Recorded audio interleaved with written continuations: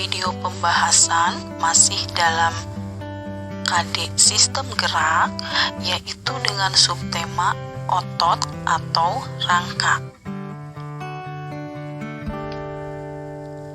Selanjutnya, ada struktur dan fungsi otot yang harus kalian pahami, yaitu otot rangka atau lurik adalah otot yang melekat di tulang atau yang kita namakan dengan daging, di mana otot ini berfungsi sebagai alat gerak aktif yang menggerakkan tulang. Kemudian ada fungsi otot rangka. Otot rangka ini memiliki fungsi yaitu satu, menggerakkan tulang untuk melakukan gerakan. Kemudian dua, untuk menopang dan mempertahankan postur tubuh. Dan yang ketiga, berfungsi untuk menghasilkan panas dengan tujuan untuk mempertahankan suhu tubuh. Selanjutnya ada sifat-sifat otot. Otot memiliki sifat yaitu kontraktilitas, artinya otot dapat berkontraksi dan meregang.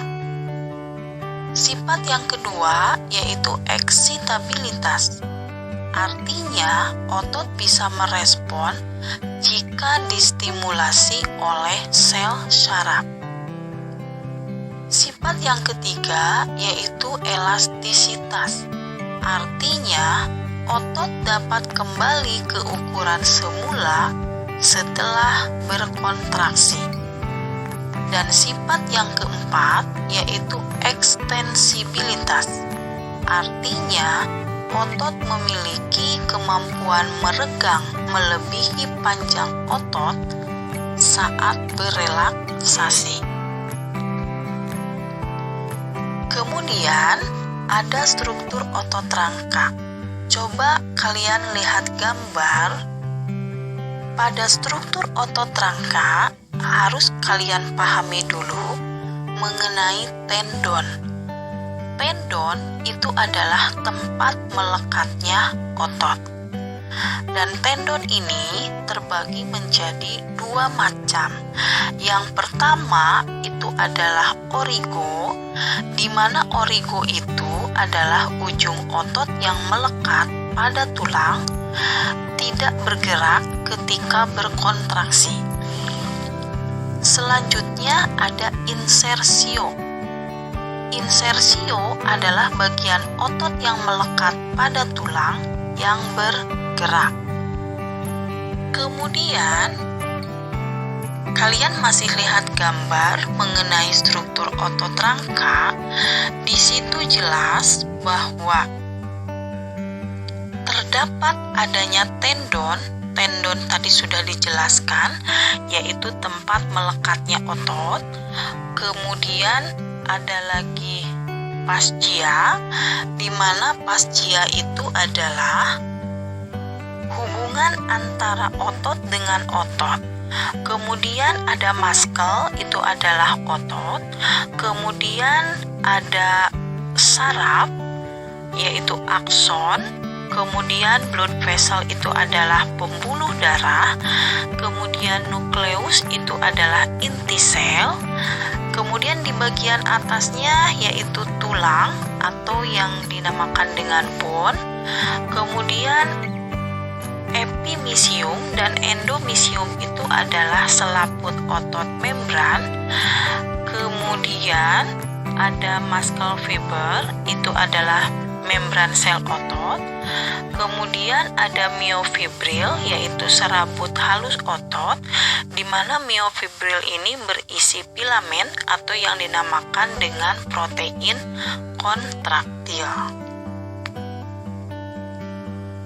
Bahasan selanjutnya yaitu struktur myofibril. Myofibril terdiri atas protein kontraktil yang disebut myofilamen. Myofilamen terbagi menjadi dua, yaitu myofilamen tebal yang tersusun dari protein myosin dan miofilamen tipis yang tersusun atas protein aktin. Kemudian ada protein tambahan yang berupa tropomyosin dan troponin yang melekat pada aktin. Adanya kombinasi miofilamen tebal dan miofilamen tipis ini menunjukkan adanya pita gelap dan terang seperti lurik, sehingga dinamakanlah otot lurik atau rangka. Selanjutnya ada mekanisme kerja otot. Sebelum kita membahas mekanisme kerja otot, ada komponen-komponen pada struktur otot yang harus kalian pahami. Miofibril mengandung miofilamen aktin dan miosin. Kemudian ada sarkomer yang terdiri atas pita A atau yang disebut dengan filamen tebal, pita I, filamen tipis, dan pita H yaitu heller. Kemudian ada tropomyosin, di mana tropomyosin ini adalah protein aktif pengikat. Selanjutnya ada troponin, yaitu protein kompleks yang melekat pada tropomyosin. Selanjutnya yang akan kita bahas adalah sumber energi untuk gerak otot. Yang pertama yaitu ATP, di mana ATP terurai menjadi ADP dan energi. Selanjutnya, ADP terurai menjadi AMP dan energi. Kemudian ada kreatinin fosfat yang terjadi pada fase anaerob. Dan yang ketiga adalah glikogen atau gula otot yang terjadi pada fase aerob.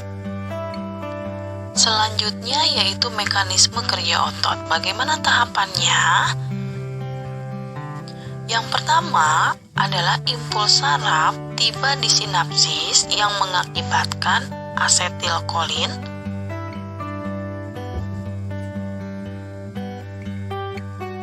Selanjutnya yang akan kita bahas adalah mekanisme kerja otot. Bagaimana tahapannya? Nah, coba disimak baik-baik ya. Yang pertama itu adalah impuls saraf tiba di sinapsis yang mengakibatkan adanya pembebasan asetilkolin. Asetilkolin menyebabkan memicunya depolarisasi sehingga melepaskan ion Ca. Meningkatnya ion Ca akan menyebabkan troponin aktif dan tropomyosin terbuka. Selanjutnya, perombakan ATP akan membebaskan energi yang menyebabkan terbentuknya aktin myosin untuk pemendekan otot.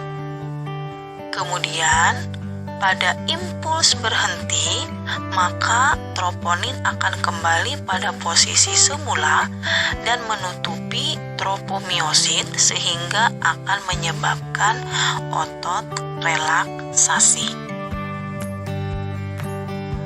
Kemudian kita bahas yaitu sifat kerja otot. Sifat kerja otot itu terbagi menjadi dua macam, yaitu sinergis dan antagonis. Apa perbedaannya ya? Coba kita bahas. Yang pertama yaitu sinergis. Sinergis adalah otot yang saling mendukung kerja satu sama lain sehingga menghasilkan gerakan satu arah. Contohnya yaitu otot pronator teres, otot pronator quadrus yang menyebabkan telapak tangan bisa menengadah atau menelungkup. Kemudian ada sifat kerja otot antagonis, di mana otot antagonis ini adalah otot yang bekerja saling berlawanan sehingga menghasilkan gerakan yang berlawanan.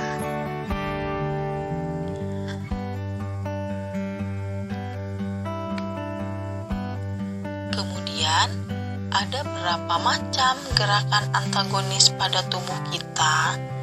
Di sini kurang lebih ada 5 macam gerakan antagonis yang ada pada tubuh manusia. Yang pertama yaitu ekstensi dan fleksi. Misalnya pada gerakan otot tricep dan otot bicep untuk mengangkat dan menurunkan lengan bawah.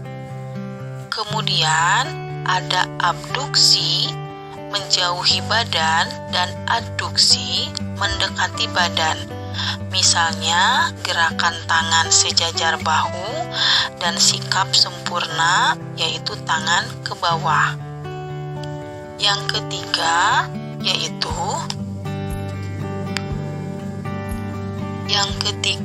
yaitu depresi ke bawah dan elevasi ke atas. Misalnya gerakan kepala menunduk dan menengadah. Selanjutnya yaitu inversi. Adalah gerakan memutar kaki ke arah dalam sehingga sisi medial telapak kaki terangkat. Dan eversi, yaitu gerakan memutar kaki ke arah luar tubuh sehingga sisi lateral telapak kaki terangkat. Dan yang terakhir yaitu pronasi dan supinasi. Pronasi yaitu menelungkup dan supinasi yaitu menengadah. Contohnya yaitu gerakan telapak tangan menengadah dan gerakan telapak tangan menelungkup. Anak-anakku, itu yang bisa saya sampaikan pada video pembahasan mengenai rangka atau mengenai otot rangka. Terima kasih. Wassalamualaikum warahmatullahi wabarakatuh.